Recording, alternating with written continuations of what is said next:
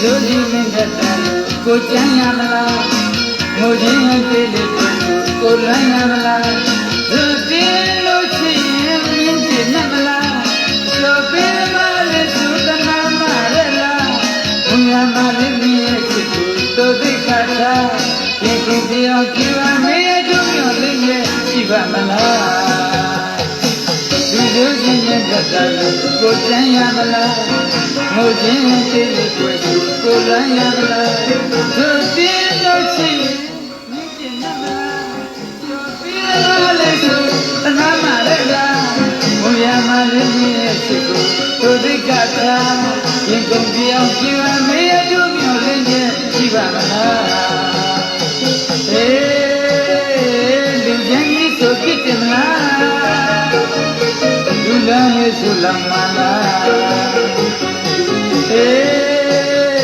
Sunaye no chikomla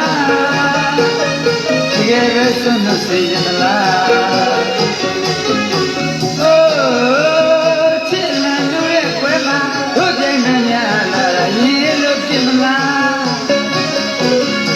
Chi chi te jo ala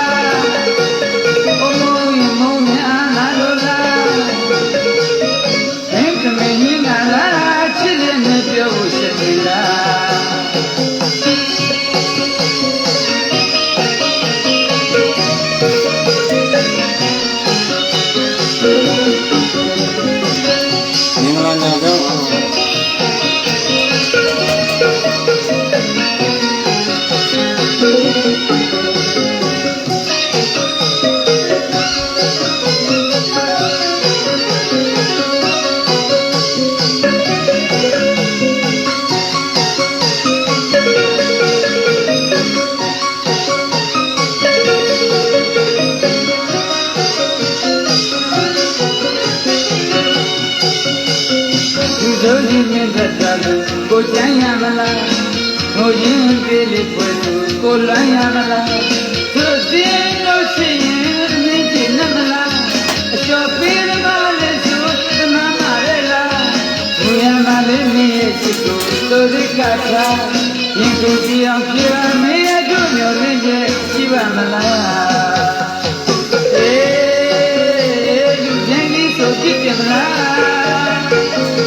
Dulane sulamala Sunaye no chikomla Tigere sunu seyanla Oh chilandu re kwema Ujena nyala Yelo kimla Chi te jo ala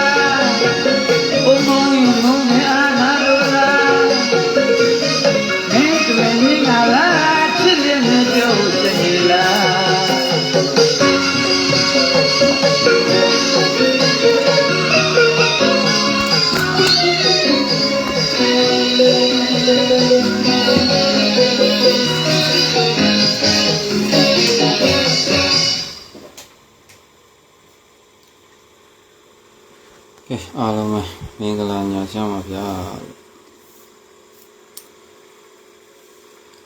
အားလုံးပဲမင်္ဂလာညချမ်းပါလို့ကြည့်ရှု50ကျော်မင်္ဂလာပါဗျကဲအရင်လိုက်က5ခါနဲ့အခွာပြခဲ့တာเนาะအဲ့ဒါမိမိကြိုက်တဲ့တက်တာကိုအသုံးပြုပေါ့ဒီခါ5ခါနဲ့အခွာမဟုတ်ဘူးပရိဒါပေါ့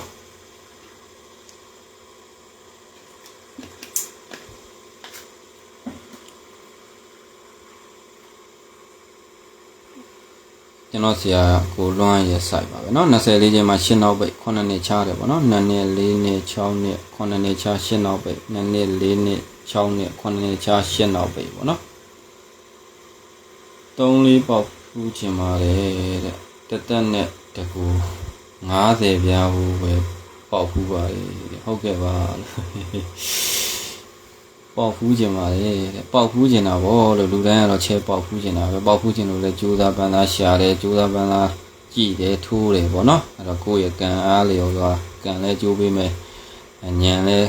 အသုံးပြုမယ်ဆိုရင်ပေါက်ဖို့ရအင်မတန်မှနီးစပ်မှာပါဗျာနော်အဲ့တော့24ချိန်မှာရှင်းနောက်ပိတ်ပထမက 16ချိန်မှာ9ခါတိုင်း9နောက်ပိတ်18ချိန်မှာ3နောက်ပိတ်အဲ့နှစ်ထဲမှာ14ချိန်မှာ9ခါပေါ့နော်ဇောင်းခွန်းလို့ဖြတ်73ချိန်ကဏ္ဍဒီအဲ့နှစ်ထဲမှာပြန်ကြထွက်ပေါ့နော်အဲ့လိုပြန်ကြထွက်ပြီးတော့ကျွန်တော်တို့ကပြနေကြပဲလိုရင်းတို့ရှင်းလောက်ပဲအဓိကထားပြတာပေါ့နော်ကျန်တဲ့ပရိနေလောက်ထားတဲ့ဟာတွေကြတော့နှစ်တီကြော်ပလိုက်တယ်နော်ဒီဘက်ထဲမှာဆိုလဲဒါပါရှိမလဲဆိုတော့ဒီမှာ3ခွန်းနှစ်ပတ်လဲမွေးသည်တို့ပေါ့နော်3ညခွန်းနှစ်ပတ်လဲမွေးသည်တို့ဒါမျိုးလေးတွေကြကျွန်တော်တို့ကမပြောပြတော့ဘောနော်ခုနောက်ပိုင်းကျကြော်ပလိုက်တော့တယ်အဲ့တော့ဒီ6ခါတိုင်း9နောက်ပိတ်18ချိန်3နောက်ပိတ်ကနေပြီးတော့တစ်နှစ်နှစ်နှစ်ကြော်လိုက်ရင်သူကဒါနှစ်ဦးကနေပေါ့နော်အဲ့ဒီထဲမှာတစ်ထိပ်စီးလို့စထွက်ရင်အဲ့ဒီထဲမှာဒါပြန်ကြသည်အဲ့ပြန်ကြစထွက်ပြန်ကြထွက်တာပေါ့လေတစ်ထိပ်စီးနဲ့စထွက်တဲ့ကဏ္ဍကပြန်ကြထွက်တာဟုတ်ပြီနော်အဲ့တော့တစ်ထိပ်စီးနဲ့ကဏ္ဍပြန်ကြထွက်ပြီးတာနဲ့သူ့ရဲ့နောက်တစ်နှစ်မှာကျတော့ခါတောင်3လုံး2ဦးတစ်ချိန်2ချိန်3ချိန်မှာခါတောင်3လုံး4ဖြစ်တာအဲ့ခါတောင်3လုံး4ကိုမှဒီတစ်ထိပ်စီးလို့ထွက်ပြီးတော့ဗောနော်သူ့ရဲ့နောက်တစ်နှစ်8ချိန်9ချိန်10ချိန်မှာခါတောင်3လုံးတစ်ပြန်ထည့်တယ်တစ်ပြန်ထည့်ပြီးတော့သူက73ချိန်မှာနောက်ပေါင်း1လို့ရိုက်တယ်အဲ့မှာနောက်ပေါင်း1လို့ရိုက်တဲ့ချိန်မှာသူကဒီကနေပြန်စပြတာကောင်းမှထင်ပါတယ်ဘာလို့ဆိုတော့နည်းနည်းလေးရှုပ်နေဆိုတော့အဲ့တော့ဒီ16ချိန်မှာ9ခါတိုင်း9နောက်ပိတ်18ချိန်3နောက်ပိတ်ရိုက်တဲ့နှစ်ထဲမှာတဲ့သူက4ထိပ်စီးပေါ့နော်စီနီယံ4ထိပ်စီးနဲ့ကဏ္ဍတစ်ခုက4ထိပ်စီးပေါ့နော်4ထိပ်စီးထွက်တာနဲ့သူ့ရဲ့တစ်နှစ်ကျော်လိုက်ရင်4ထိပ်စီးပုံစံနဲ့သူကပရိတ်4လို့ထွက်တာဟုတ်ပြီနော်ပရိတ်4ထွက်တာအဲ့ပရိတ်4လို့ထွက်တာနဲ့အဲ့ကဏ္ဍကနောက်တစ်နှစ်ကိုပြန်ပြီးတော့ကူးတာဒီမှာပေါ့နော်3ခွန်4ကူးပြီးတာနဲ့နောက်ပိတ်ထောင်3လုံး4ပြန်ထည့်တာဒါမှပို့ပြီးတော့သက်ရည်လဲပါပေါ့နော်အဲ့4ကြောင့်ဒီနောက်တစ်နှစ်မှာနှစ်စတစ်ကြိမ်2ကြိမ်3ကြိမ်မှာခါ3လုံး4ပြန်ထည့်တာအဲ့4ကြောင့်သူကဒီမှာဒီ4ထိပ်ပေါ့နော်ဒီရဲ့4ထိပ်ကိုမှတ်ခဲ့ပေါ့ဒီ4ထိပ်နဲ့ပရိတ်4ဒီနောက်တစ်နှစ်ကို4ပါပရိတ်4ပြန်ထွက်တယ်ထွက်တာနဲ့ဒီမှာခါတောင်3လုံး4ဖြစ်တယ်သူကဒီမှာ4အပိတ်ပရိတ်4ဆိုပြီးဒီမှာရိုက်တယ်4အပိတ်ပရိတ်4သူ့ဆောင်မှာပြန်ကြတယ်ဒီမှာပြန်ကြပါတော့အဲ့တော့ပြန်ကြမှာတစ်ဖြတ်ဖြတ်ထားခဲ့မယ်အဲ့မှာတစ်ဖြတ်ပေါ့နော်နောက်ပြီးမှတစ်ခါပြန်သွားတာပေါ့အဲ့တော့ဒီမှာလဲသူက24ချိန်မှာ8နောက်ပိတ်ဒုတိယကက်16ချိန်မှာ9ခါတိုင်း9နောက်ပိတ်18ချိန်မှာ3နောက်ပိတ်14ချိန်မှာ9ခါဇောင်းခွန်ပဲဖြစ်တယ်ပေါ့နော်အဲ့တော့73ချိန်ကဏ္ဍဒီအဲ့ဒီထဲမှာပြန်ကောင်းကစားတယ်အဲ့ဒီထဲမှာကျတော့သူ3ထိပ်4ထိပ်ပြီးတော့3ထိပ်စီးကြောင့်သူ့ရဲ့တပင်ကျော်မှာ4ထိပ်စီးပုံသေးနဲ့ပရိတ်3ထွက်တာ4ထိပ်စီးကပုံသေးပရိတ်3ပေါ့နော်အဲ့4ထိပ်စီးပုံသေးပရိတ်3ကိုမှသူ့ရဲ့နောက်တစ်နှစ်ကိုအဲ့ကဏ္ဍကပြန်ပြီးတော့မွေးကဏ္ဍထွက်တာဒီမှာပေါ့နော်3ည4ကိုပေါ့အဲ့မှာနောက်ပိတ်ထောင်3လုံးကသူ3တာအဲ့3เนี่ยသူကနေပြီး1နှစ်3ချိန်4ချိန်ပေါ့နော်1နှစ်3 4ချိန်မှာ4ခါsorry 3ခါဒီမှာဆိုလဲဒါ4က1နှစ်3 4ချိန်မှာ4ခါပေါ့နော်ဒါခါတွေသူအောင်သွားတဲ့ line ကြီးအဲ့တော့အဲ့နှစ်ထဲမှာ3ညထိပ်စီးစထွက်ရင်သူဒီပထမက1နော်ဒီမှာက3ညထိပ်စီးအဲ့3ညထိပ်စီးစထွက်ရင်အဲ့3ညထိပ်စီးနဲ့ကဏ္ဍကအဲ့နှစ်ထဲမှာပြန်အောင်ကစားတာအဲ့လိုပြန်အောင်ကစားတာနဲ့သူ့ရဲ့နောက်တစ်နှစ်စတစ်ချိန်2ချိန်3ချိန်မှာခါ3လုံးကိုတုံးတာခါ3လုံးတုံးပြီးတော့သူက8ချိန်9ချိန်10ချိန်မှာခါ3လုံး30အဲ့30ကိုသူက73ချိန်မှာနောက်ပေါင်း30လို့ရိုက်တာအဲ့လိုနောက်ပေါင်း30လို့ရိုက်ပြီးတော့အဲ့နှစ်ထဲမှာသူက3အပိတ်ပေါ့နော်ဒီနှစ်စမှာခါ3လုံး3ခဲ့လို့ဒီမှာ3အပိတ်ပရိတ်4ရဲ့ဇောင်းမှာသူပြန်ကြတာဒီ9နှစ်6မှာပေါ့နော်အဲ့တော့ပြန်ကြကိုတစ်ဖြတ်ဖြတ်ထားခဲ့လိုက်ဟုတ်ပြီဒါဆိုတတိယကဒီမှာ24ချိန်မှာ8နောက်ပိတ်ပေါ့နော်16ချိန်မှာ9ခါတိုင်း9နောက်ပိတ်18ချိန်မှာ3နောက်ပိတ်14ချိန်မှာ9ခါဇောင်းခွန်ဖြတ်သူ့ဘောက73ရဲ့ကဏ္ဍဒီပြန်ကြထွက်အဲ့လိုထွက်ပြီးတာနဲ့အဲ့နှစ်ထဲမှာကျတော့သူက4-3-2ဆိုပြီးဒီ line လေးရတယ်ကွာငင်းလေးနေလိုက်ပါနော်ဒီမှာနှစ်ထိပ်စီးလို့ထွက်တာအဲ့လိုနှစ်ထိပ်စီးလို့ထွက်တာနဲ့ line ကကောင်းလာတယ်ပြီနော်သူ့ရဲ့တပင်ကျော်မှာ4ထိပ်စီးနဲ့ပရိတ်2ဆိုပြီးလိုက်ထွက်တာအဲ့တော့4ထိပ်စီးနဲ့ပရိတ်2ဒီအဲ့နောက်တစ်နှစ်ကိုသူကပြန်ပြီးတော့ဒီမှာ4ပါတယ်ပရိတ်2ဘေးနှစ်ကပရိတ်2ကိုလာကူးတော့နောက်ပိတ်ထောင်3လုံးကနှစ်သေးတာအဲ့နှစ်က1 2 3 4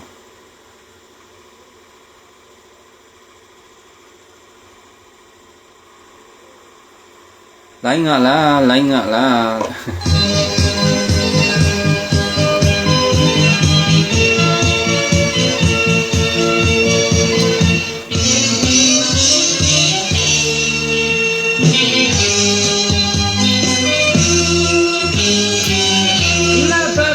ပြီးခဲ့ငါဘဝပြအောင်ပြအားရဲ့တဲ့မူရရှင်နွယ်ပြုံးခဏလေးနဲ့အမောင်းတဘဝပေးသူရဲ့ယောက်ျားလားစေထောက်ထားမညာပဲဟောပြအမြဲစိတ်ငါသူပြမောင်းပြေထွက်ဖို့မလေးတဲ့အသေးလို့သူခွဲဖို့နည်းနည်းလေးမှဝင်မလေးတဲ့စိတ်ငါသူပြမောင်း ကဲချင်းတော့တော့ဖွင့်လိုက်တာပေါ့ line မကောင်းတာက report လား အသေးလို့သူခွဲဖို့နည်းနည်းလေးမှဝင်မလေးတဲ့စိတ်တရဖူးစိတ်မတည်ကြည့်တဲ့ အစိမ်းရောင်မင်းသမီးမောင်မစိတ်အလားပပန်းပြပြီးတဲ့ငါဘဝပြအောင်ပြအားရဲ့တဲ့မူရာရှင်တွေပြုံးခဏလေးနဲ့အမောင်းတဘောပြီးသူရဲ့ယောက်ျားတွေကတဲ့သောက်ခံမညာပဲဟောပြရမယ်စိတ်ဟာသူပြမောင်းပြေထွက်ဖို့မလေးတဲ့အသေးလို့သူ ဘွာလို့ဆိုရင်ပေါက်ပြီးပဲဟုတ်တယ်လို့ စိတ်ဟာသူပြမောင်းပြေလာမမေ လူတွေမှာ6ချိန်မှာ4ချိန်မှာထားတယ်နော်မဟုတ်ပါဘူးဗျာ ဘဝစိတ်မလဲသစ္စာမရှိတဲ့မမစိတ်ရဲ့စိတ်တရဖူးစိတ်ရဲ့စိတ်မတည်ကြည့်တဲ့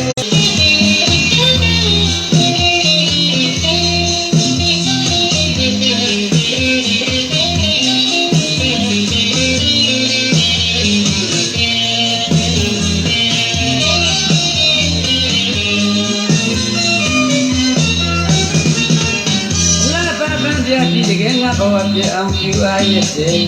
မူရာရှင်တွေပြုံးခဏလေးနဲ့အမောင်းတဘောပေးသူရဲ့ယောက်ျားတွေကစေထောက်ထားမညာပဲဟောက်ပြအမြဲစိတ်ငါသူပြမောင်းပြေထွက်ဖို့မလေးတဲ့အသေးလို့သူခွဲဖို့နည်းနည်းလေးမှဝမလေးတဲ့စိတ်ငါသူပြမောင်းပြေထွက်ဖို့မလေးတဲ့အသေးလို့သူခွဲဖို့နည်းနည်းလေးမှဝမလေးတဲ့စိတ်တရဖူးစိတ်ရဲ့စိတ်မတည်ကြည့်တဲ့စိတ်အောင်မင်းသမီးမောင်မစိတ်ရဲ့ကဲဆိုရင်ရှိတဲ့လူတွေပြရမှာပေါ့လို့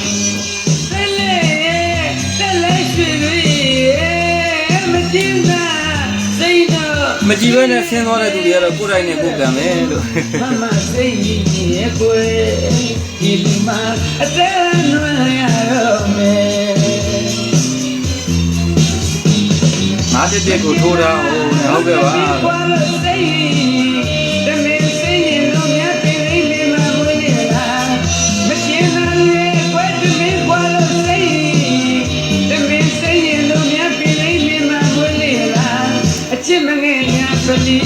အပြစ်မဲ့ဗလာကြီးအချစ်မငယ်ညာတလီအော်အပြစ်မဲ့ဗလာကြီးချစ်ဆုံးသမားကိုပြစ်မုန်းသွားတယ်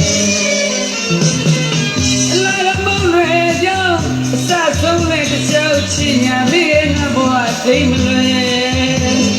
သစ္စာမရှိတဲ့မမစိတ်ရဲ့စိတ်တရဖူးစိတ်မတည်ကြည့်တဲ့စိတ်အောင်မင်းသမီးမောင်မစိတ်ကဲပြန်ပြကြည့်တာပေါ့လေကြီးနေပါတယ်တဲ့ဟုတ်ကဲ့ပါကဲပြန်ပြကြည့်တာပေါ့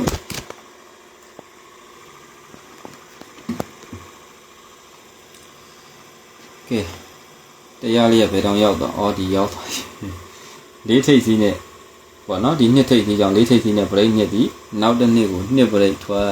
အဲ့လိုထွက်တာနဲ့နောက်ပိတ်ဆောင်3လုံးနှစ်အဲ့နှစ်ဒီ1နှစ်3 4ချိန်မှာနှစ်ခါဝင်ပေါ့နော်အဲ့တော့ဒီ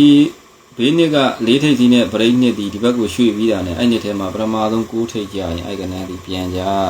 ဒါပြတော့ပြနေကြတယ်ဒါအစဆုံးကြည့်တော့ပို့ပြီးအဆင်ပြေတာပေါ့နော်အဲ့တော့သူရဲ့နောက်တစ်နှစ်တစ်ချိန်2ချိန်3ချိန်မှာကျတော့ဒီနှစ် break ကြောင့်ခါ3လုံးနှစ်တယ်ခွန်6 9နဲ့ခါ3လုံးနှစ်တယ်နော်အဲ့တော့ဘေးဖြည့်ထည့်ထားတယ်ဟုတ်ကဲ့ပါလို့ ဇိုင်းကောင်းလုံးပြပါတယ်ဟုတ်ကဲ့ခွန်6 9နဲ့ခါ3လုံးနှစ်ဖြစ်တယ်နှစ်ဖြစ်ပြီးရတယ်ဒီ9ထိပ်ကြောင်8ချိန်9ချိန်10ချိန်မှာခါ3လုံး9ဖြစ်တယ်ခါ3လုံး9ဖြစ်ပြီးတော့73ချိန်မှာနောက်ပေါင်းကိုအဲ့နှစ်ထဲမှာဒီမှာ2အပိတ်2ပိတ်ပရိ4ရဲ့စောင်းမှာပြန်ကြကြတယ်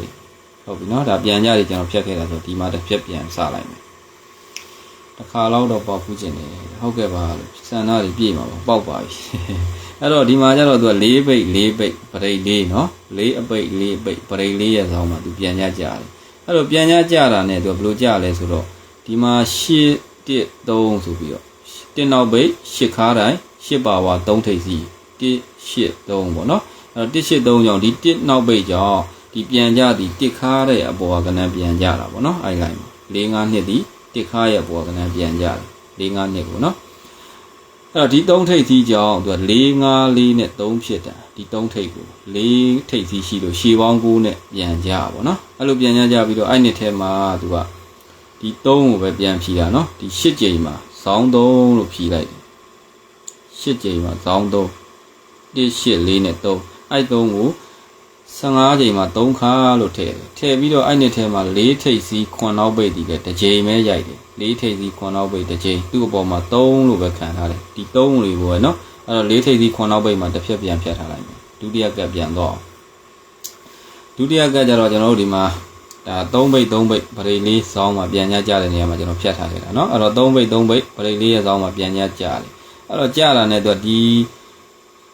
3ပိတ်3ပိတ်မှာပေါ့เนาะဒီမှာ8ခါ1ပိတ်ပုံစံတူတယ်ပရမနကတူတယ်အဲ့တော့ဒီ8ခါရဲ့ပါဝါ3ထိပ်စီနဲ့3 8 1ပါဝါနက်ခတ်ပဲပေါ့နော်အဲ့လိုရိုက်ပြီးတော့ဒီ1နောက်ပိတ်ကြောင့်ဒီ9 6ဒီ1ခါရဲ့အပေါ်ကနန်းပြန်ကြတာပေါ့နော်ဒီ6 9ကို1ခါရဲ့အပေါ်ကနန်းဒီ1နောက်ပိတ်ကြောင့်အဲ့တော့ဒီ3ထိပ်စီကြောင့်ရှည်ပေါင်း9နဲ့ဒီ4ထိပ်စီနဲ့ကို3ဖြစ်ပြီးမှပြန်ကြတာနော်3ထိပ်ဖြစ်ပြီးမှပြန်ကြတာအဲ့တော့အဲ့နှစ်ထဲသူက15ချိန်မှာ3ခါသူက8ကြိမ်မှာလဲဇောင်း3လို့သူဖြတ်တာခွန်8 8နဲ့ပေါ့နော်ဇောင်း3လို့တက်တာအဲ့လိုတက်ပြီးမှဒီ15ကြိမ်မှာ3ခါရိုက်တာနော်3ခါရိုက်ပြီးတော့ကျွန်တော်တို့ကဒီ3ခါ15ကြိမ်မှာ3ခါပေါ့နော်3ခါလို့ရိုက်ပြီးတော့သူကအဲ့နှစ်ထဲမှာလဲသူက3ထိပ်ခွန်ပိတ်ဒီမှာတစ်ကြိမ်ပဲရိုက်တာ3ထိပ်စီရအောင်ပါပဲနော်30လမ်းလေး3ထိပ်စီရအောင်ပါပဲ3ခွန်3ထိပ်စီခွန်နောက်ပိတ်တစ်ကြိမ်ပဲရိုက်တာအဲ့တော့အဲ့မှာတစ်ဖြတ်ပေါ့နော်3ထိပ်စီခွန်နောက်ပိတ်တတိယကပ်ဒီမှာ2နောက်ပိတ်2နောက်ပိတ်ပရိလေးရဲ့စောင်းမှာပြန်ကြတာပြန်ကြတော့သူကပရမကပ်ကဒီနေရာမှာ8ခါဒီနေရာအခုကကျ8ခါမဟုတ်1ခါသူ့အပေါ်မှာ8နောက်ပိတ်တန်ရဲ့ပြောင်းသွားပြီနော်8နောက်ပိတ်1ခါ1ပါဝါ6ထိပ်လို့ရိုက်တာအဲ့တော့ဒီ8ခါကြောင့်ပြန်ကြမှာဒီ8နောက်ပိတ်ကြောင့်ပေါ့နော်ဒီ8ခါရဲ့ပေါ်ကလည်းပြန်ကြဆိုတော့မိနစ်က963မှာမှန်ပါအော်ဒီဖြစ်ခဲ့တာပေါ့နော်ဒီ8ခါရဲ့ပေါ်ဆိုတော့နှစ်ခုကိုကျွန်တော်တို့ကမကြိုက်ဘူး4ပိတ်ပြန်ကြဆိုတော့963မှာကျွန်တော်တို့ဒီ line နဲ့လည်းအသုံးပြုခဲ့တာဗောနော်အဲ့တော့ဒီ8ဒီသူက8ခါရဲ့ပေါ်ကနန်းပြန်ကြတယ်ဒီ1ပါဝါ6ထိပ်အဲ့6ထိပ်ကြောင့်သူကဒီ8ထိပ်နဲ့ရှည်ပေါင်း8နဲ့မှာ6မှာဆိုတော့ရှည်ပေါင်း8နဲ့ဒါပြန်ကြရတာဗောနော်အဲ့ဟာဟိုမှာသူကဒီ6ကိုဘယ်မှာသွားပြီးတော့အလုပ်လုပ်လဲဆိုတော့ဒီ6ကြိမ်8ကြိမ်မှာဗောနော်ဒီsorry 9ကြိမ်မှာနော်ဇောင်း3လုံး6လို့ဖြစ်တယ်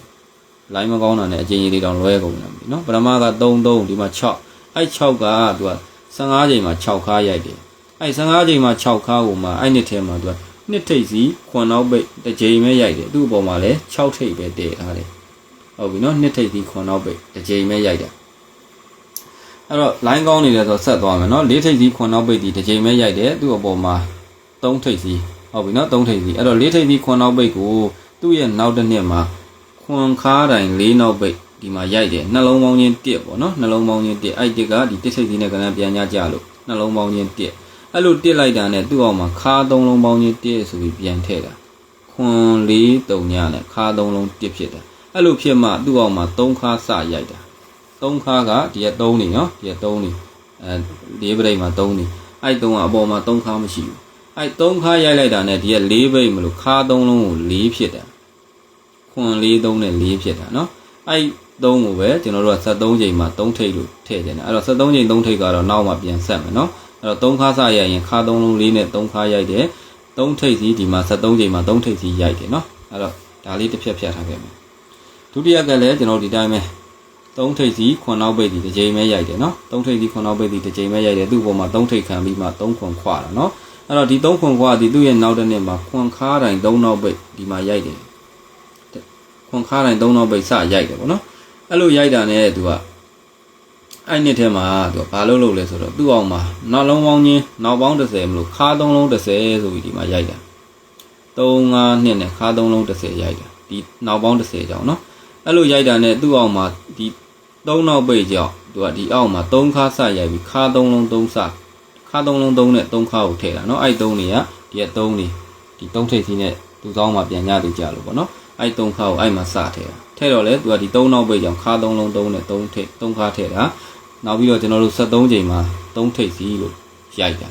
3ထိပ်စီးရိုက်တာပေါ့နော်အဲ့တတိယကကျွန်တော်တို့တော့20ခွန်ခွာတယ်သူ့အပေါ်မှာ3မဟုတ်တော့6နောက်ပိတ်ပေါ့နော်6ထိပ်စီးဒီမှာကျွန်တော်တို့6ခါပေါ့နော်6ခါတွေဒီမှာ6ထိပ်စီးရဲ့ဇောင်းမှာပြန်ညတွေကြာခဲ့တယ်အဲ့တော့ဒီ20ခွန်ခွာတာနဲ့သူ့ရဲ့နောက်တစ်နှစ်ဥမှာပဲသူကခွန်ခါတိုင်းနှစ်နောက်ပိတ်ပေါ်ရမှာဆိုတော့ဒီနှစ်ဥမှာပဲသူတက်ပေါ်တာကျွန်တော်နည်းနည်းပဲရတာပေါ့နော်အဲ့တော့သူကခါ3လုံး9ဆိုပြီးတော့သူ့အောင်မှာနောက်ပေါင်း9မလို့ခါ3လုံး9ဆိုပြီးထည့်ရမှာဆိုတော့ဒီမှာ2ခါ2ချက်3ချက်ချုပ်ပြီးတော့ဒီမှာ2ခါအောင်တယ်ပေါ့ဗျာအောင်ဝင်မဲ့လေကနန်းပါဝါချင်းတာ6နှစ်4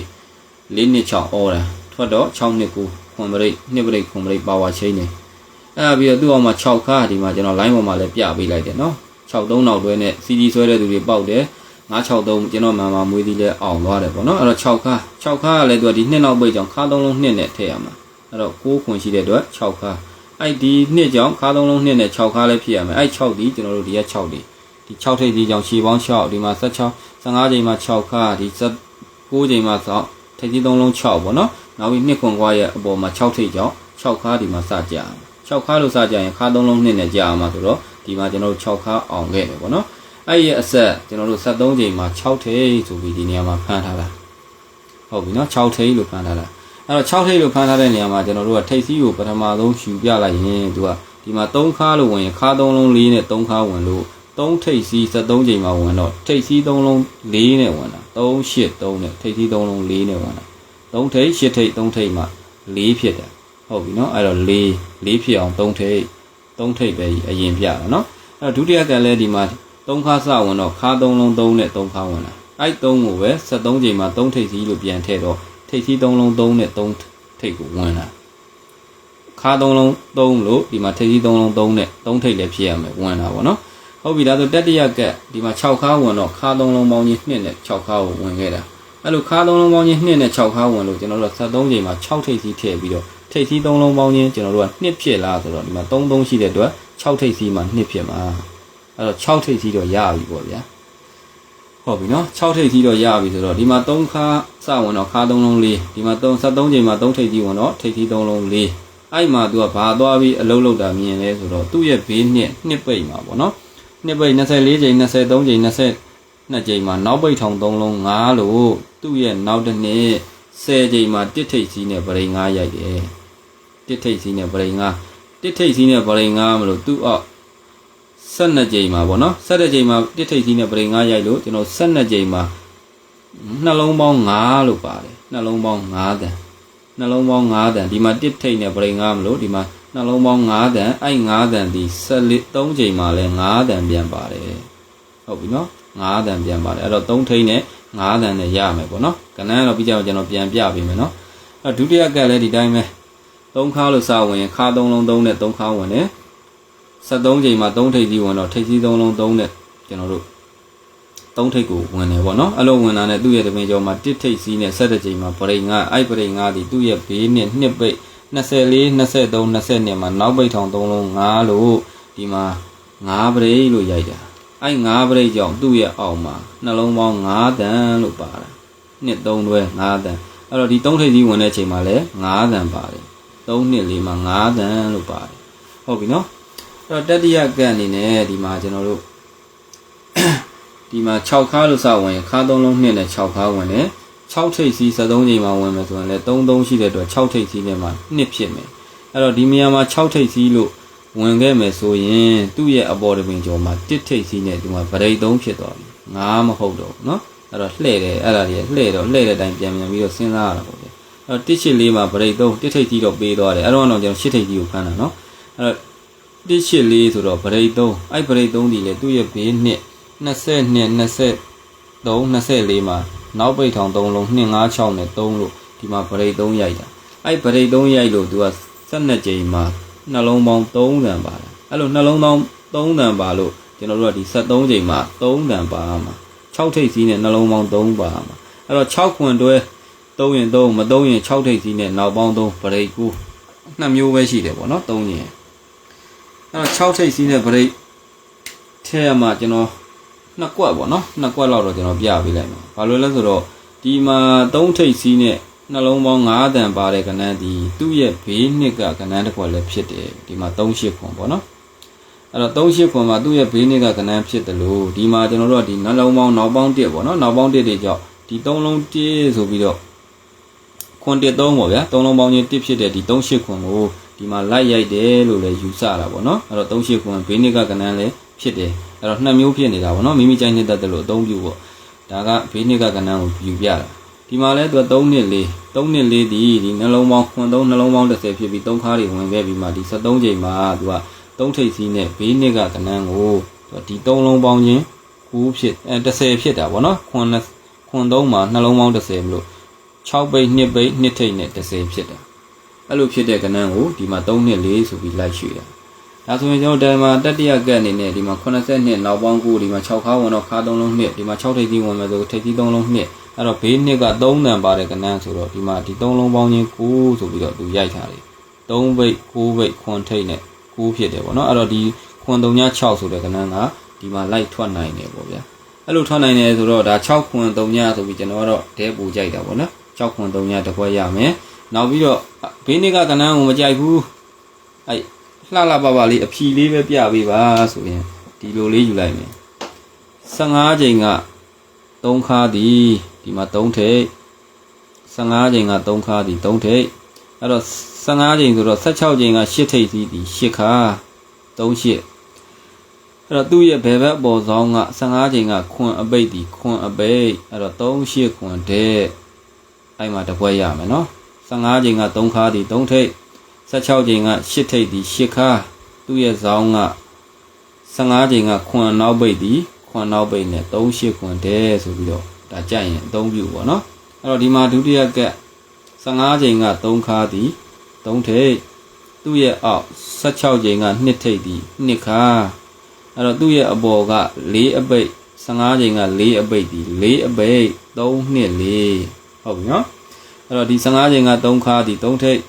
15ချိန်ဆို16ချိန်က2ထိပ်စီးသည်2ခါသူ့ရဲ့ဘယ်ဘက်အပေါ်ဆောင်က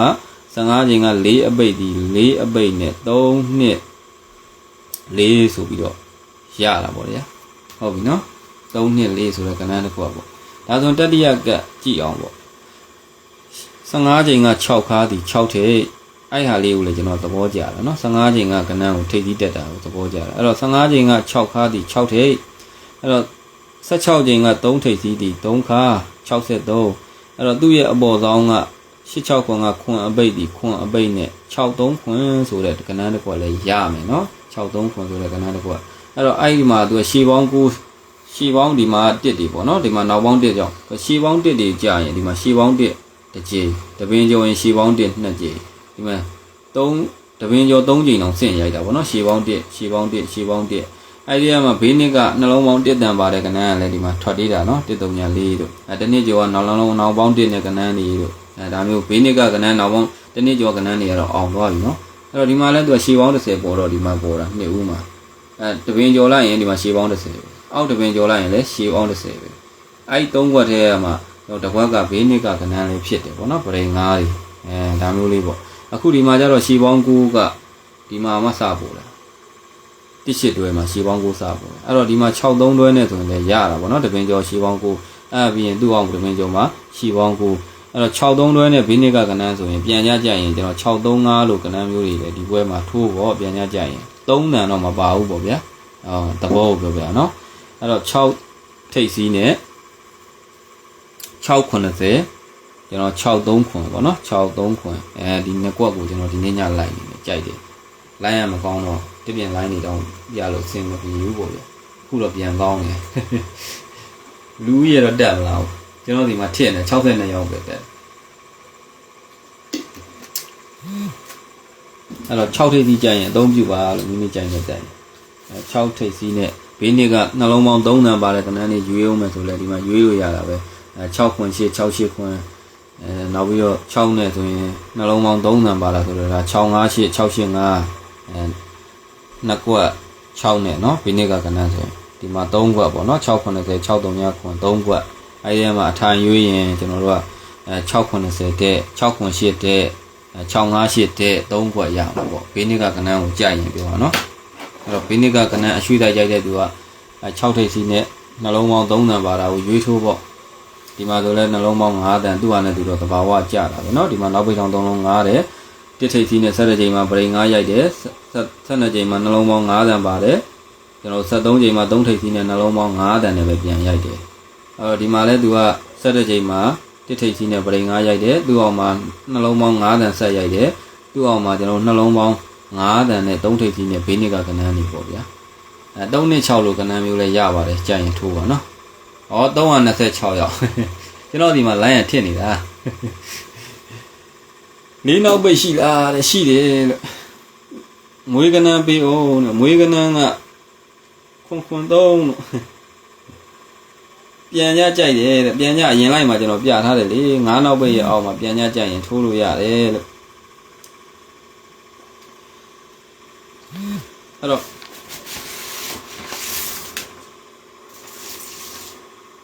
6ခွန်8တို့ဘာလို့လဲထိုးမယ်ဆိုထိုးလို့ရတယ်เนาะ6ခွန်8ထိုးလို့ရတယ်ဘာလို့လဲဆိုတော့ဒီ line မှာသူက8နောက်ပိတ်လေးရှိတယ်တဲ့ဒီ line မှာဒါ12နှစ်ချ8နောက်ပိတ်12နှစ်ချ8နောက်ပိတ်ပေါ့เนาะ line ကောင်းရင်အဲ့တော့ဖြတ်ပြလိုက်မယ်12နှစ်ချ8နောက်ပိတ်ကနေခြေခံတယ်1 2 3 4 5ချိန်မှာပရိန်9ရဒီ8နောက်ပိတ်ကနေ1 2 3 4 5ချိန်မှာပရိန်9ရ20ချိန်ပေါ့เนาะ5ချိန်တက်ပေါ့အဲ့တော့ဒီ24ချိန်8နောက်ပိတ်ကနေ1 2 3 4 5ချိန်တက်လိုက်ရင်20ချိန်မှာပရိန်9ရ3-5လေးကြိုက်လို့တဲ့ဟုတ်ကဲ့ပါလို့ကြိုက်ရင်ထိုးလို့ရပါတယ်3-5လေးကတော့ကျွန်တော်ခွန်3ရင်အောက်တပင်ကျော်လောက်မှကျွန်တော်ကြိုက်တာခွန်3ကထွက်မလာပြီးတော့3-5လေးထိုးလို့ကျွန်တော်မထိုးသေးဘူးပေါ့နော်3-5လေးကကျွန်တော်လောလောဆယ်မထိုးဖြစ်သေးဘူးအဲ့လိုနှစ်သားပိုင်းကတော့ကျွန်တော်လည်းချောင်းနေအဲ့ကဏ္ဍမျိုးအခုတော့မချောင်းပြုတ်အဲ့20ချိန်ပရိန်9ကနေ1 2 3 4နှစ်ချလိုက်ရင်3ညထိပ်စီ9နောက်ပိတ်အဲ့နှစ်တဲ့18ချိန်မှာပြန်ကြပါတော့18ချိန်မှာပြန်ကြကြတယ်20ချိန်မှာ3ည9ခွာတယ်เนาะအဲ့တော့သူ့ရဲ့နောက်တစ်နေ့နှစ်စမှာ3ထိပ်စီနဲ့ပရိန်9 3ထိပ်စီနဲ့ပရိန်9ကိုတဲ့သူကအဲ့နှစ်ထဲမှာ9ချိန်မှာတစ်စွန်းနဲ့ပရိတ်တဲ့သူ့ရဲ့ဇောင်းက4ချိန်ကကဏ္ဍဒီနောက်တစ်နှစ်ကိုမွေးကဏ္ဍတဲ့4ချိန်မှာမွေး4ချိန်ကဏ္ဍဒီနောက်တစ်နှစ်ကိုမွေးကဏ္ဍတဲ့နောက်ပြီးတော့သူက17ချိန်မှာ9ပရိတ်တဲ့အဲ့ဒီထဲမှာ10ခါတိုင်းနဲ့ညီကိုစီနီယံရိုက်တယ်တဲ့9ရဲ့နက်က6ထိပ်နဲ့6ခွန်6 8ခွန်ပေါ့နော်အဲ့တော့20ချိန်မှာ10ခါလို့ထိုင်တယ်အဲ့လိုထိုင်ပြီးတာနဲ့တဲ့သူ့ရဲ့တပင်ကျော်လိုက်တစ်နှစ်ကျော်လိုက်ရင်တဲ့သူကနှစ်စမှာတဲ့သူကတစ်ထိပ်တဲ့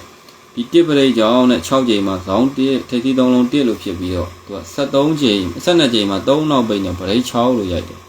3နောက်ပိတ်နဲ့ပရိတ်6လို့ရိုက်ပြီးတာနဲ့ဒီမှာတစ်ဖြတ်ဖြတ်လိုက်မယ်နော်အဲ့တော့3နောက်ပိတ်နဲ့ပရိတ်6သူ20ချိန်မှာ4ခါတွေထိုင်နေတယ်အဲ့တော့အဲ့ဒီမှာနေတစ်ဖြတ်ခဏဖြတ်ထားလိုက်မယ်နောက်မှတစ်ဖြတ်ပြန်သွားမယ်နော်အဲ့တော့ဒီမှာလဲသူက24ချိန်မှာ10နောက်ပိတ်ဇောင်း9ပင်တက်ရင်9ပရိတ်သူ့ရဲ့ဘေး4နှစ်4ပင်ကျော်ပေါ့နော်2ပင်4ပင်ကျော်ရင်3ည8ခွ18ချိန်မှာကဏ္ဍကပြန်ကြအဲ့တော့သူ့ရဲ့နောက်တစ်နှစ်မှာကျတော့နှစ်စမှာနှစ်ထိပ်စီးနဲ့ပရိတ်9ချိန်မှာတစ်စွန်းနဲ့ပရိတ်သူ့ရဲ့ဇောင်းက4ချိန်ကကဏ္ဍဒီနောက်တစ်နှစ်ကိုမွေးကဏ္ဍထွက်17ချိန်မှာ9ပရိတ်အဲ့နှစ်ထဲမှာ10ခါတိုင်းနဲ့ညီကိုစီနေရ6ရဲ့နက်ခတ်9ထိပ်နဲ့980လို့ထွက်ပေါ့နော်အဲ့တော့20ချိန်မှာ10ခါ20ချိန်မှာ10ခါပုံတွေရိုက်ပြီးတာနဲ့သူ့ရဲ့တစ်နှစ်ကျော်မှာတဲ့သူက3ညထိပ်စီးလို့နှစ်စမှာထွက်တယ်ထွက်ပြီးတာနဲ့သူက4ချိန်မှာဒီ5ချိန်ကပရိတ်တဲ့ကြောင့်4ချိန်က3ညထိပ်2ထိပ်9ထိပ်နဲ့ဇောင်းပေါ့နော်အောက်ဇောင်းကိုတစ်လို့ပဲဖြစ်တယ်ဖြစ်ပြီးတာနဲ့အဲ့နှစ်ထဲမှာသူက12ချိန်မှာ3နောက်ပိတ်နဲ့ပရိတ်ခွင်လို့ရိုက်တယ်3နောက်ပိတ်နဲ့ပရိတ်ခွင်ရိုက်ပြီး20ချိန်မှာ4ခါလို့ထိုင်တယ်เนาะအဲ့တော့အဲ့မှာတစ်ဖြတ်ဒီမှာတတိယက24ချိန်မှာ10နောက်ပိတ်ဇောင်း9ပင်တက်ရင်4 3 8 20ချိန်မှာ9ပရိတ်2နှစ်4နှစ်ကျော်ရင်3ညခွန်ခွ3ည9 3ည8 3ညခွန်ခွ18ချိန်မှာ2ဦးက3 9 5ဒီပြန်ကြအဲ့လိုရိုက်ပြီးတော့သူ့ရဲ့နောက်တစ်နှစ်နှစ်စမှာတစ်ထိပ် တစ်ထိတ်နဲ့ပရိန်က9ချိန်မှာတစ်ပရိတ်လို့ထွက်တယ်ထွက်ပြီးတာနဲ့သူ့ရဲ့ဇောင်းကဒီ938ဒီမွေးကနန်းလို့ကျွန်တော်ဒီမှာမွေးကနန်းအောင်နေပေါ့ဗျာဒီ line ကိုအဲ့လုံးနဲ့ကျွန်တော်တို့သုံးခဲ့တာเนาะအဲ့မှာเนี่ยကျွန်တော်938မွေးကနန်းအောင်နေအဲ့ပြီးတော့သူ17ချိန်မှာ9ပရိတ်လို့ထွက်တယ်အဲ့တော့အဲ့နှစ်ထဲမှာရှစ်ခါနဲ့ညီကိုစီနီယံကလည်း3ညရဲ့နက်ခတ်ခွန်ထိတ်နဲ့ခွန်ရှိ9ဆိုပြီးတော့စီနီယံထွက်တယ်20နဲ့ချိန်မှာလည်းရှစ်ခါပုံသေးရိုက်တယ်ရိုက်ပြီးတာနဲ့သူ့ရဲ့တစ်နှစ်ကျော်မှာနှစ်စမှာပဲ9ထိတ်လို့စီနီယံတည်တယ်139အဲ့တော့သူက6ချိန်မှာဒီတစ်ပရိတ်ကြောင့်984နဲ့တစ်ဖြစ်ပြီးတော့သူကအဲ့နှစ်ထဲ73ချိန်မှာ3နောက်ပိတ်နဲ့ပရိတ်ရှိလို့ထွက်တယ်3နောက်ပိတ်နဲ့ပရိတ်ရှိထွက်တာနဲ့သူက20ချိန်မှာ4ခါလို့ရိုက်တယ်အဲ့တော့3နောက်ပိတ်နဲ့ပရိတ်6အဓိကကတော့အဲ့ဒါကအခြေခံထားတယ်အဲ့နှစ်ထဲမှာသူကနှစ်ထိတ်စီးပြီးလုံးဝ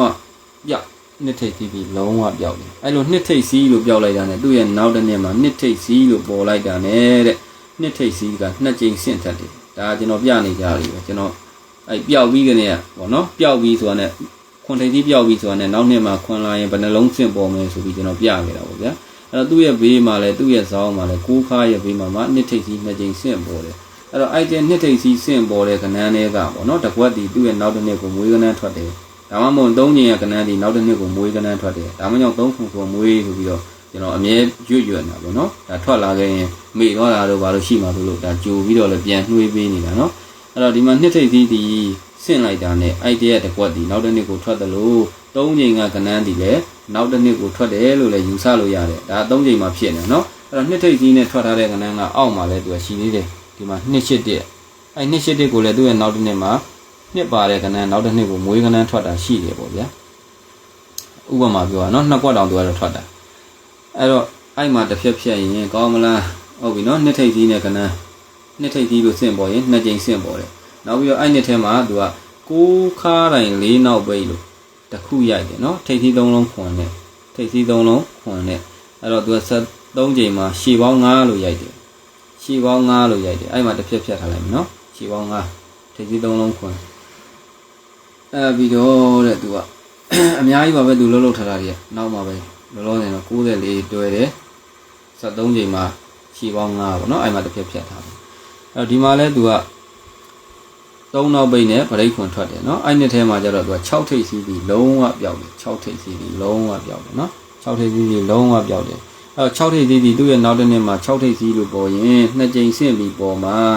2ကြိမ်ဆင့်ပြီးပေါ်မှာဆိုတော့ဒီမှာ635နဲ့684တဲ့ထွက်တယ်အဲ့6ထိပ်စီးပေါ်ရမယ့်အကြိမ်ကြီးကလည်းသူ10ခါရဲ့ဘေးမှာပေါ်ရမှာပထမ9ခါဒီမှာ10ခါပထမဆုံး10ခါရဲ့ဘေးမှာပေါ်ရမှာဆိုတော့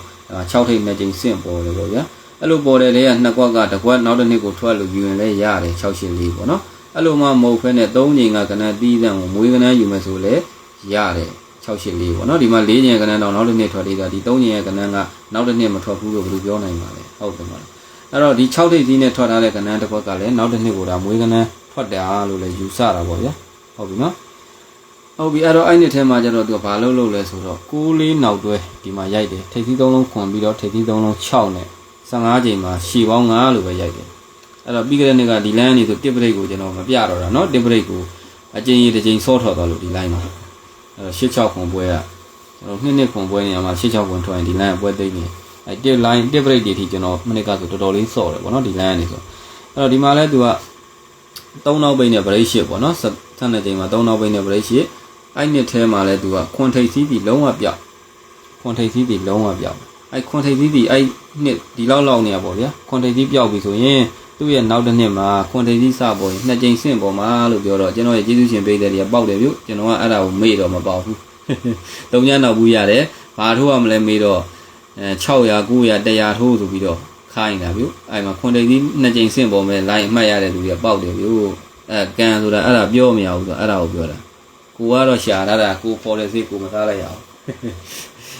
်အဲ့မှာသူပေါ်တော့လေဒါခွန်ခါရပေးမှာခွန်ထိပ်ကြီး2ကြိမ်ဆင့်ပေါ်တာအဲ့လိုပေါ်တဲ့အတွက်သူကဒီခွန်ထိပ်ကြီးဒီမိနစ်က3ကြိမ်ပဲရိုက်တာเนาะအဲ့တော့ခွန်ထိပ်ကြီးဒီ3ကြိမ်ပဲရိုက်တာခွန်ထိပ်ကြီးနဲ့ကဏ္ဍနဲ့ရတကွက်ထွက်ဆိုရင်ဒီခွန်36လို့ကဏ္ဍမျိုးခွန်9လို့ကဏ္ဍမျိုးတွေကဒီနေ့ထဲမှာထွက်နိုင်ကြီးအားကောင်းတယ်ဒါမှမဟုတ်လို့ရှိရင်3ကြိမ်ရဲ့ကဏ္ဍသီးတန့်ကိုမွေးကဏ္ဍ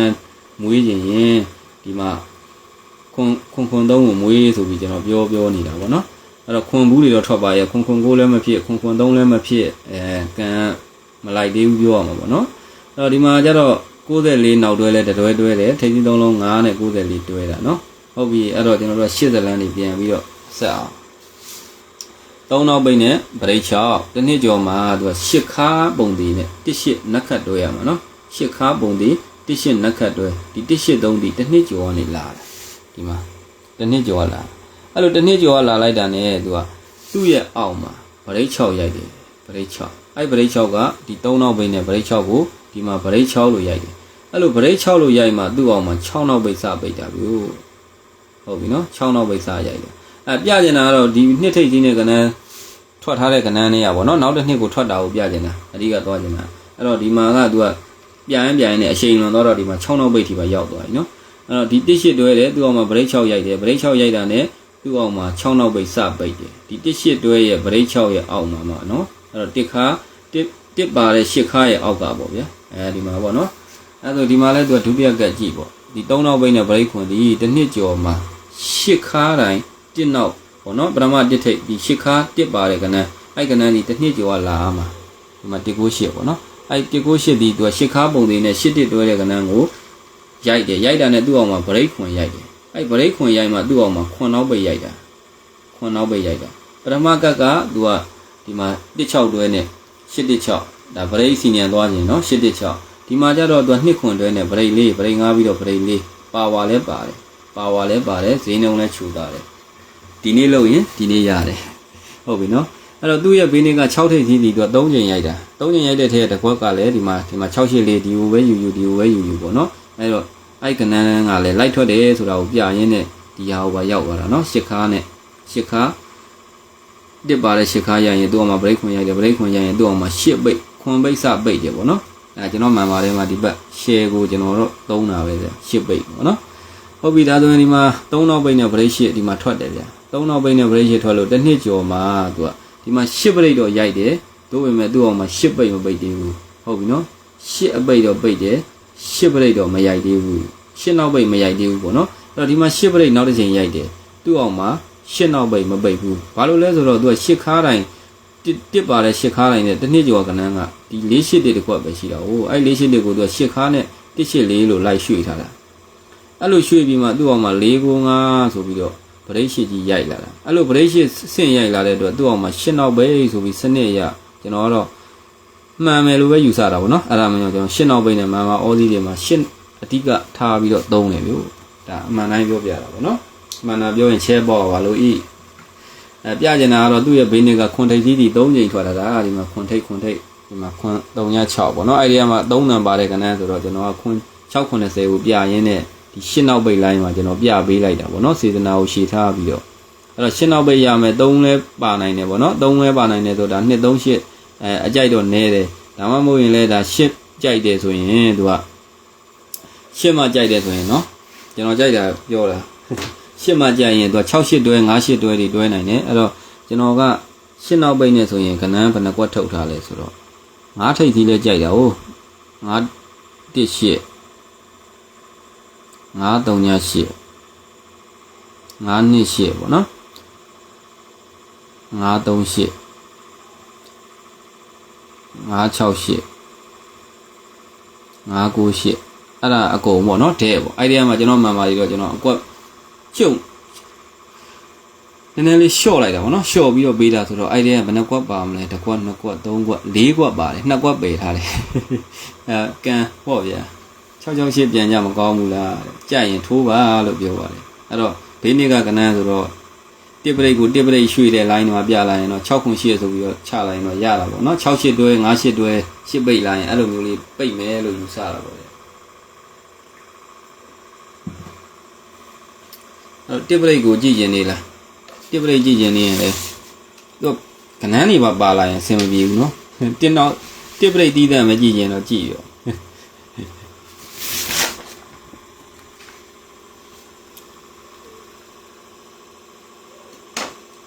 တစ်ပရိတ်တီးတဲ့မကြည့်ပေါ့တဲ့9ခါကြိုက်တယ်ညီလေးတဲ့ဟုတ်ကဲ့ပါလို့9ခါကြိုက်ရင်9ခါ3ပြူပါနော်9ခါကျွန်တော်လည်းကြိုက်ပါတယ်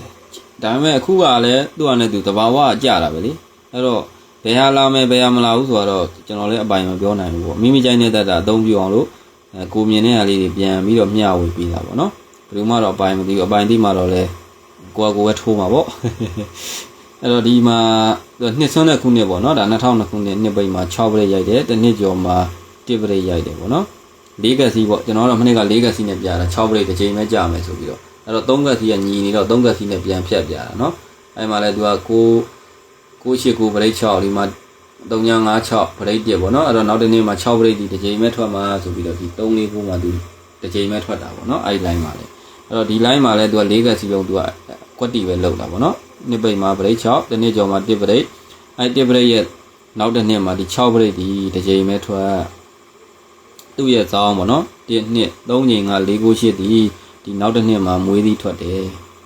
ဟောထွက်သွားပြီပေါ့နော်တပင်နှစ်ပင်ကျော်ကနန်းအဲ့တော့ဒီ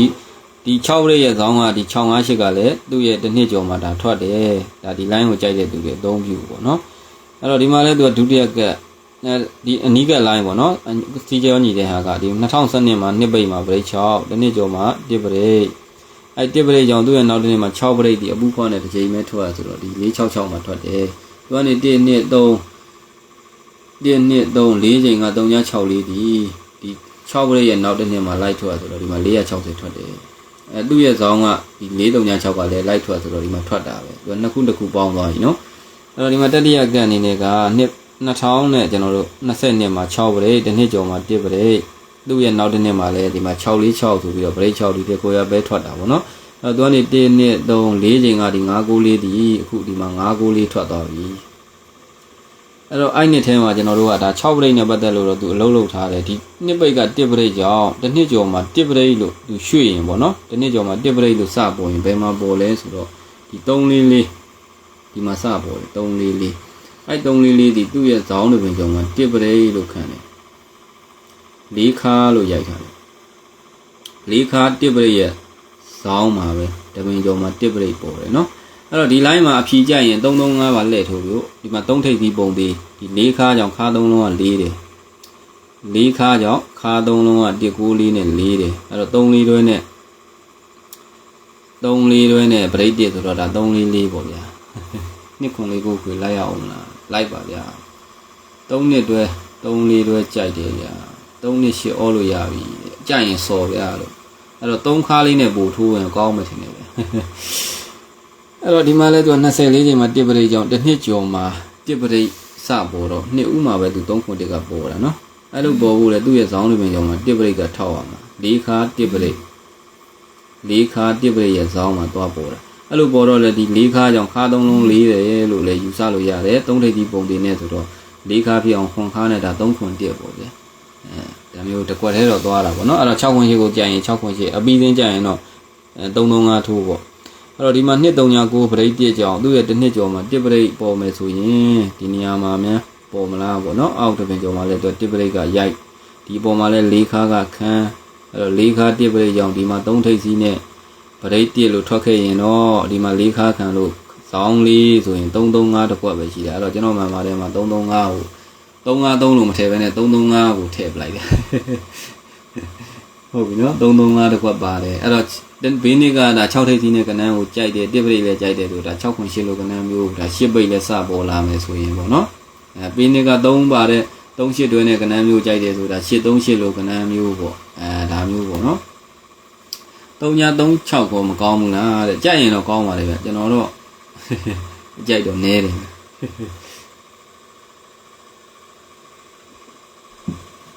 အဲ့တော့ဒီနေ့ညလိုက်ကပြတာကတော့ဒီနှစ်ကွက်ပဲပြတာ6ထိပ်စီကြိုက်တယ်ပေါ့နော်6ထိပ်စီကြိုက်တယ်6ထိပ်စီနဲ့နှလုံးပေါင်း3တန်ပါတဲ့ခဏန်းကိုကြိုက်တယ်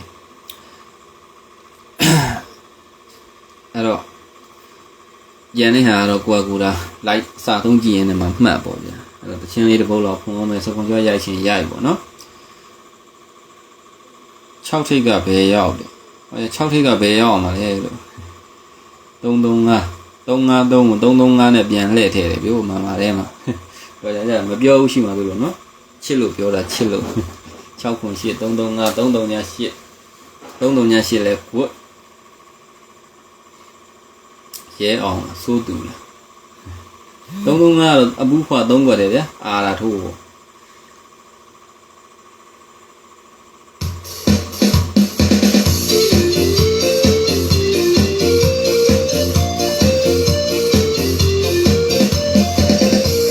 နှ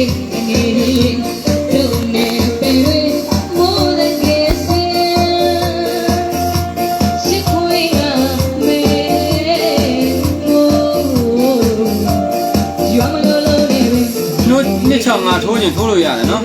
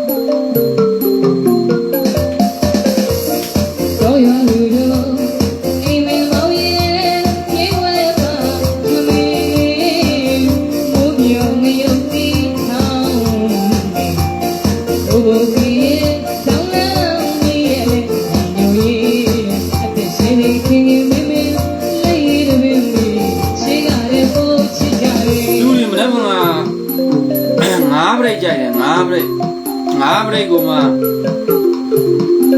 တစ်လေးပေါ့နော်တစ်လေးအားကြိုက်တယ်တစ်လေးအားတစ်ချောက်ကညနေရထွက်တဲ့တစ်ချောက်ကဒီကြံလေးချိန်မှာဝမ်းချင်းဆင်းနိုင်တယ်ဗျအဲ့တော့၄ချိန်ဆိုတော့မနက်မှာလည်းဆင်းမှာပေါ့နော်သုံးထိပ်ပရိတ်ကိုပူကြိုက်တယ်တဲ့ချပါဗျာတဲ့ခွန်6 9ကောင်းလားတဲ့3ငံမှာတော့6ခွန်9လို့ထိုးမှာပေါ့လို့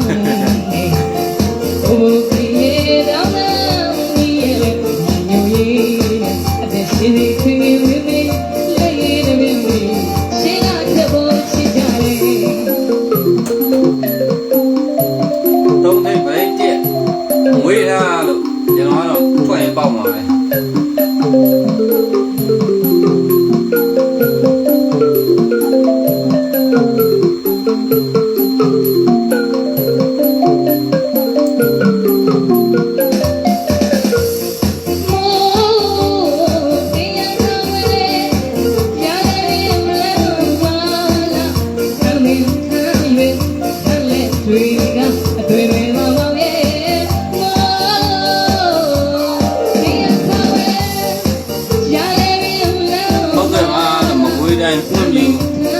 မြို့နယ်ကနေအားပေးနေပါလေရှစ်ကောင်းလားဟုတ်ကဲ့ပါရှယ်လည်းပေါ်ပါတယ်ကျေးဇူးတင်ပါတယ်ရှယ်ပေးတဲ့တယောက်ချင်းများလည်းကျေးဇူးထူးပဲတင်ပါတယ်လို့အကိုရဲ့မြို့တွေယူလဲပါဆန်းကြီးတွေညိုရေးအသက်ရှိနေခင်ခင်မင်းမင်းလေးလေးမင်းမင်းရှေးကတဲ့ကိုချစ်ကြတယ်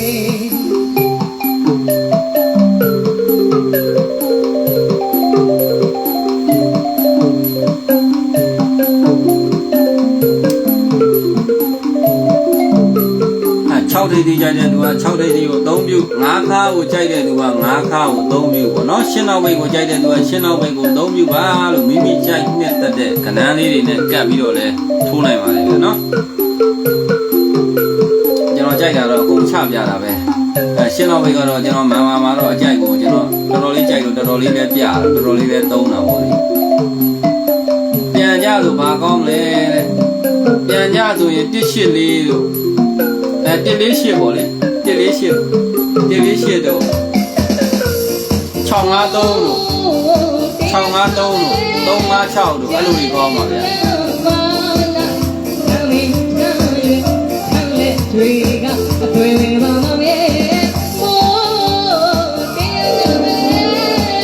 335ကမွေးကနန်းပေးထားတာလားဟုတ်တယ်မွေးကနန်းတော့ပေးထားတာဒါပေမဲ့ဒီပွဲမှာတော်တော်လေးကိုကောင်းတယ်သူလေငါတစ်အော်ထားတယ်တဲ့ ဟုတ်ကဲ့ပါလို့ပေါက်ပါသေးဗျာကျွန်တော်လည်းပွင့်လူငါလေးအားပေးနေတာပါတဲ့ပွင့်လူမျိုးနဲ့ကပဲအားပေးနေပါတယ်နှစ်ခွန်းလေးကိုဝင်လိုက်နေလို့ပြောပါဦးတဲ့နှစ်ခွန်းလေးကိုဝင်မနက်မှတနေ့ကုန်လိုက်ကြည့်ပါနော်ပ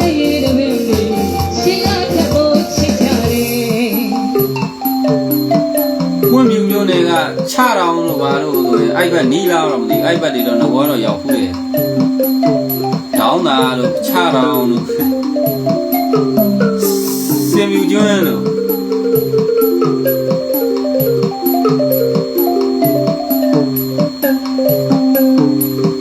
653 956တော့ကျွန်တော်မပါဘူးပြပြောလိုက်တယ်တော့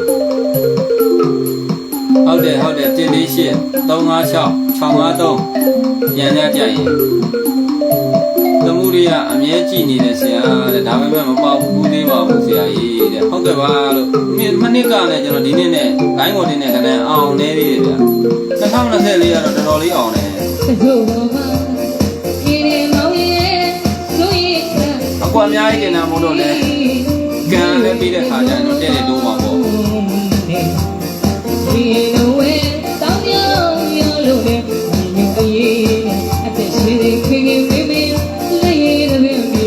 ဒူဘိုင်းကလည်းကြည့်နေပါတယ်တဲ့ဟုတ်ကဲ့ပါလို့ဒူဘိုင်းမှာရေတွေတော်တော်ပိုးတော့တယ်နော်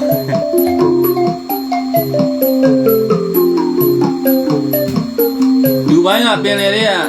ဒူဘိုင်းပင်လယ်တွေကငါးလေးတကောင်ဖမ်းခဲ့တာပါလို့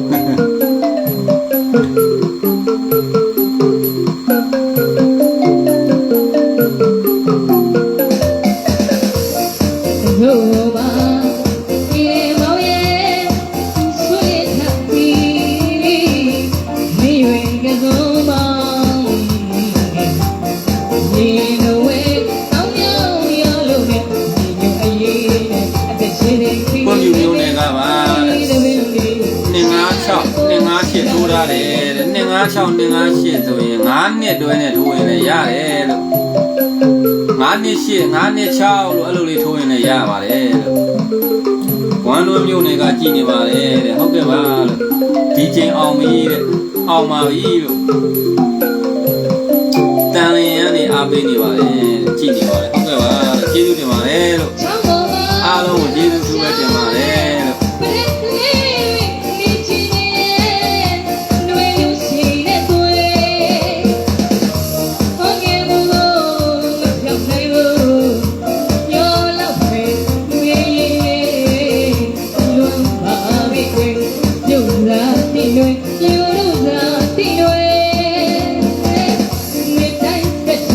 ဒီနေ့ထဲမှာ9ထိပ်ပြီးနှစ်ခါနဲ့9နှစ်တွဲလဲတွဲနိုင်နေရနော်ထိုင်းရနေအားပေးနေပါလေကိုဆိုဟုတ်ကဲ့ပါလို့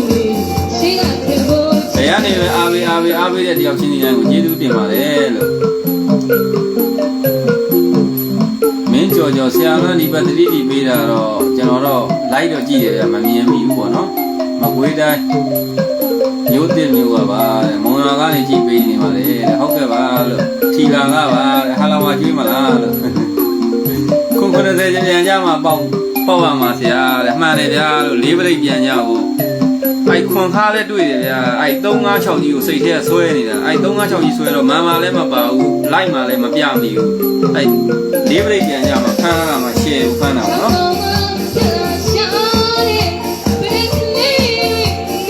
ဘာပရိတ်ကြိုက်တယ်တဲ့တစ်ပရိတ်တို့လောလောဆယ်တော့ကြိုက်တယ်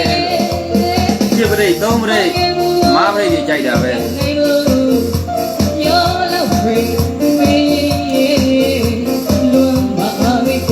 353 2 5နဲ့ကောင်းပါလေလ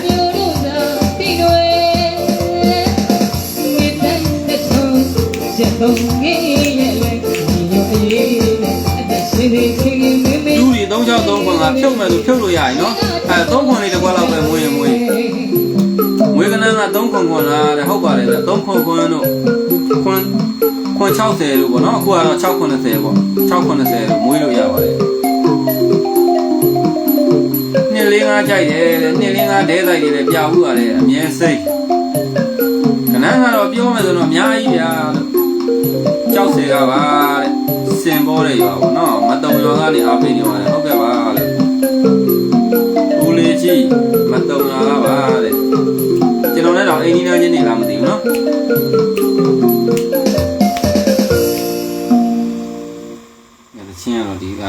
ရှည်10မိနစ်ဆိုတော့တချင်းလေးဖွင့်ရင်စကားလေးပြောရင်းပေါ့နော်အဲ့တော့တချင်းပြီးတော့ဆိုတော့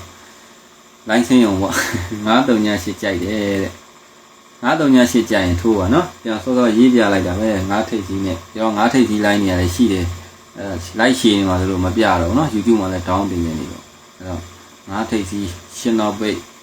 ရှင်းတော့ပိတ်ကြရင်ရှင်းတော့ပိတ်3ပေါ့ရှင်းတော့ပိတ်မှာမကြိုက်ဘူး6ထိပ်စီးကြိုက်တယ်ဆို6ထိပ်စီးနဲ့ဘေးနှစ်ကကနန်းမဲ့33 63ခွန်မဲ့33ပေါ့နော်မိမိကြိုက်တဲ့တတ်တာအသုံးပြုပေါ့အဲ့လိုမှမဟုတ်အရင်လိုက်က9ခါနဲ့ကနန်းမဲ့ကျွန်တော်ကတော့ကြိုက်တာဗျာ9ခါကိုပဲသုံးပါဆိုလဲဒါအသုံးပြုပေါ့နော်ဘယ်ဟာထောက်မဲ့ဆိုတော့ဘူးမှမသိတာဟုတ်အပိုင်မသိတဲ့အတွက်ဒါကနန်းပေါက်ပါသေးဆိုပြီးတော့နည်းနည်းကနန်းများသွားတယ်ပေါ့နော်ပြတာအဲ့လိုဖြစ်တာပေါ့ဒါမှမဟုတ်လို့6ထိပ်စီးတော့ကြိုက်တယ်နှလုံးပေါင်း3တန်တော့ကြိုက်တယ်ပြီးတဲ့ကနန်းတွေတည်းကတော့ကိုကြိုက်တာမပါဘူးကိုရှာပြီးတော့ညံကွတ်ပြီးထိုးမယ်ဆိုလဲဒါအသုံးပြုလို့ရတာပဲဘယ်လိုပဲနေကို site ထဲကို formula နဲ့ဝင်လာလို့ထွက်ကနန်းဖြစ်ရင် PT ရပါတယ် PT ဖြစ်ပါတယ်ပေါ့နော်တူတွေပေးပါဦးနဲ့တူတွေကဘလို့5ပရိတ်အေးလို့မနေ့ကမနေ့ကို5ပရိတ်ကြိုက်တယ်လို့5ပရိတ်ထဲမှာ41ကိုကြိုက်ဆုံးလို့အဲ့တော့41 16ကဒီနေ့ညနေထွက်တဲ့16ကကြံ4ချိန်မှာဝမ်းချင်းစင်းကိုဆင်းရမှာပေါ့နော်ဆင်းတာများတာပေါ့လေအဲ့တော့တစ်ကင်ပြီးတော့5ပရိတ်ထိုးရင်တော့တစ်4ကောင်းတာပေါ့တော့ပေါ့ဘာထိုးလို့လှန်တော့ထိုးပေါ့ဆရာပြောသလို9လေးနဲ့မွေးကနန်းမို့တဲ့လာနိုင်လားတဲ့ရှိပါတယ်ဗျာနော်9လေးနဲ့မွေးကနန်းလည်းရှိပါတယ်ငကိုတွေလည်းပြဥပါတယ်စာရွက်လေးပြန်ပြပေးပါတဲ့ဟုတ်ကဲ့ပါလို့73ချိန်နော်6ထိပ်ကြိုက်တယ်လို့6ခွန်6 3ခွန်6 3ခွန်ပေါ့နော်6ခွန်30လေးရောထိုးပေါ့တက်60ကျော်ပွားပါတဲ့အပေးနေပါတယ်ဟုတ်ကဲ့ပါလို့အဖွာနေကောင်းပါစေကျမ်းပါပါစေချဲရီပေါက်ပါစေလို့ဆုတောင်းပေးပါတယ်ဗျာနော်အားလုံးပဲပိုင်းပိုင်းပါလို့မင်္ဂလာညချမ်းပါဗျာနော်အားလုံးပဲပိုင်းပိုင်းပါမနေ့ကကံပေးလို့ပေါက်ကြပါလို့ကနန်းပြန်ပြောပေးပါဦးငါနောက်ကြတော့လို့စင်းရမှာမဟုတ်ဘူးလေ63ခွန်နဲ့63ခွင်6ထိပ်ကြိုက်တယ်ဒီနေ့ညလိုက်ကနော်အဲ့တော့လိုက်ထဲမှာပြနေတဲ့ဟာတွေကတော့ရှင်းနောက်ပိတ်နဲ့ရှင်းနောက်ပိတ်လိုက်ထဲမှာပြနေရတယ်ဆိုအဲ့တော့6ခွန်8တွေပါလေးထိုးရင်ဘေးနိကကနန်းတွေထိုးလို့ရတယ်ဒါတွေကတော့ရန်ပေါ့နော်ကျွန်တော်ကြိုက်တာလေးတွေတော့ဒီမှာရေးထားတဲ့63ခွန်နဲ့63ခွင်ဒါလေးပေါ့နော်ဟောဇော်မင်းပါတဲ့ဟုတ်ကဲ့ပါလို့နာမည်ခေါ်ပေးပါအောင်ကိုဇော်မင်းနာမည်ခေါ်ပေးပါလေဗျဘလို့ကြောင်းပါလိချမ်းသာပါလိနော်အားလုံးပဲ